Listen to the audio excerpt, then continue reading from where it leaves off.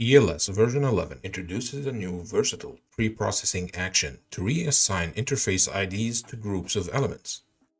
Building on the original method of assigning interface IDs to objects like columns, girders, and slabs, the new option offers the user finer tuning to control the interface ID assignment on the element level, irrespective of the parent object. In this example, we would like to introduce a weakening effect around a group of elements by changing the binding material between them and the surrounding elements. We'll assign the 12 elements to a new group and give them a new ID of 3 instead of the original ID of 1.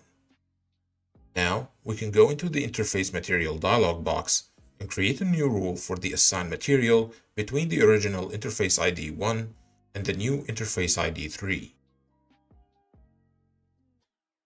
We'll switch the material to Mortar and switch over to the results viewer to see the resulting effect.